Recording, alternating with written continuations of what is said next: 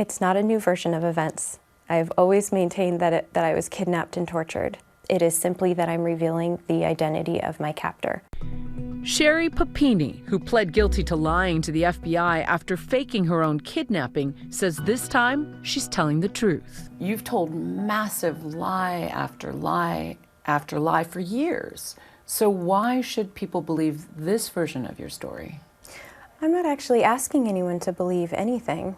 I just am free now, and I have the capacity to speak for myself without being afraid and without having to lie, and not being as fearful as I have been before. She says now, without that fear, she's setting the record straight. In the course of the criminal investigation, they seem to uncover something of a history of you being dishonest, of you running away and embellishing details.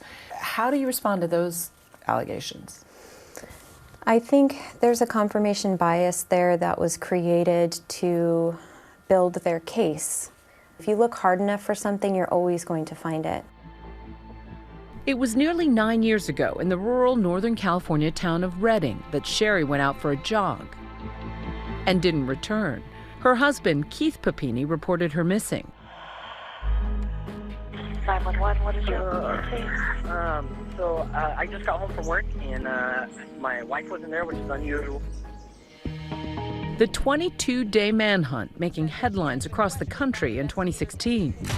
The desperate search for a missing mother. Then, on Thanksgiving Day, a seemingly miraculous discovery. Sherri Papini found alive. A trucker found the mother of two on the side of the road, bruised, shackled, and distraught, with her hair cut off. Please, Sherri, I need you to listen to me. Listen to me. Do you know where you are? No. I've been in the car. At the time, she claimed she'd been kidnapped, beaten, and tortured by two Hispanic women. Perhaps the most harrowing, branding marks on Sherri's back, which spelled out the word Exodus. It's been like a puppy, so this is like puppy. It hurts so bad. But her story began to unravel. Authorities found no evidence of the two suspects because she made them up. Originally, you said your captors were two Hispanic women. That lie had consequences. First of all, I'm so sorry. It was not my intention to cause harm to any race or any Hispanic person. But it wasn't about the race. It was about breadcrumbing law enforcement to get to James, who is Hispanic. The James she's referring to, an ex-boyfriend. Years later, in 2020, the surprising twist. Authorities matched DNA found in Papini's underwear to that ex, James Reyes. But Reyes told authorities Papini concocted the whole kidnapping and that she instructed him to buy burner phones so they could communicate. This is the moment investigators confronted her with the evidence. We talked to him. We did on a polygraph. It's not an abduction. She asked me to come get her. No. I rented a car. No. I drove up and picked her up. He passed the polygraph test, Sherri. If that's not what happened, what did happen, Sherri? I don't know. No, there's no way it's James. There's no way. There's no way. The DNA doesn't lie. In her new self-published book, Sherri Papini Doesn't Exist, she claims her ex-husband Keith was emotionally abusive, manipulative, and controlling during their marriage, allegations he vehemently denies.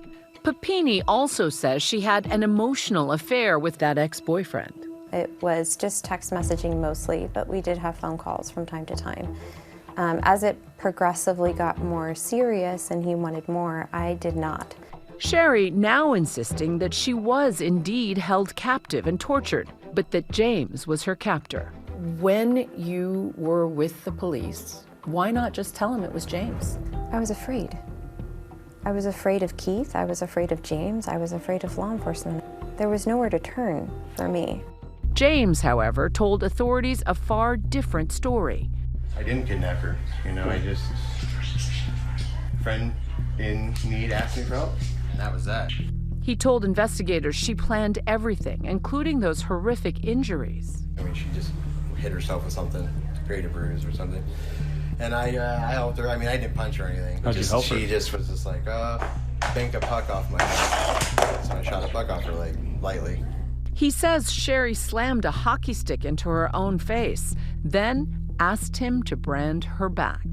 I'm like, oh, this is probably gonna hurt. I mean, I've never done this. James can say that I asked for it. It's just not true. I didn't ask for it.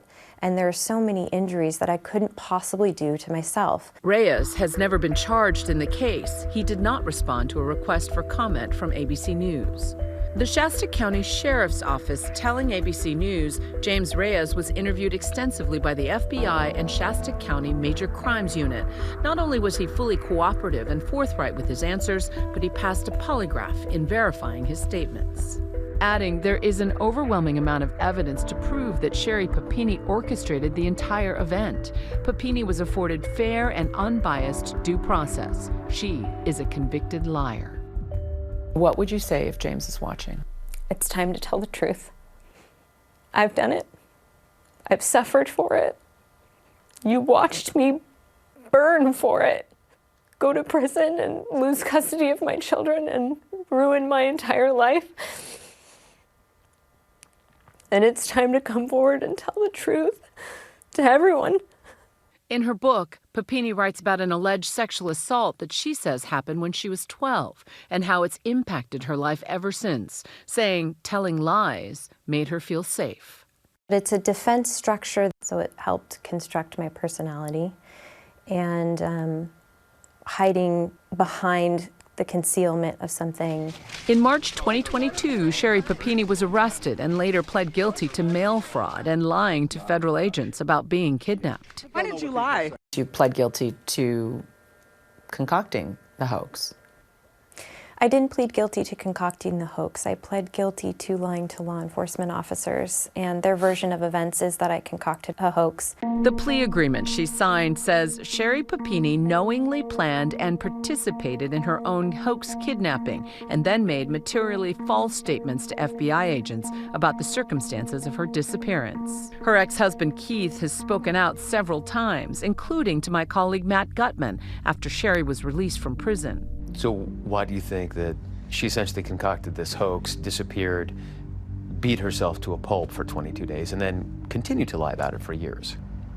I think she wanted me to be her knight in shining armor and run to her. She wanted to plan a fake kidnapping, but in her version, I was supposed to find her. You say that he's controlling and he's manipulative, but he has publicly said that you're the one who's the master manipulator. You're the one who's lying throughout their marriage. Well, I lied about the identity of my captor. Everything else was very much true. And fear is one of the greatest forces on earth. I was just afraid all the time. What was the danger for you to admit you were having an affair? What you're seeing right now. He has everything. He's taken everything. He's taken my children. Papini lost custody of her 2 young children when she went to prison. How often do you get to see them, and what's your relationship like with them? Unfortunately, right now I get to see them once a month for an hour. Supervised? Supervised visitation. We're fighting to get that shifted, which I'm hopeful for. The couple is still locked in a bitter custody battle over her visitation rights. My position today is that she should not be along with the children. Now she's saying she was kidnapped again, but by James. But that is also a lie. This is literally the same thing she did in 2016. Or what are you trying to say to Keith in all this? You have to love your children more than you hate your ex. Just love them more than your hate for me.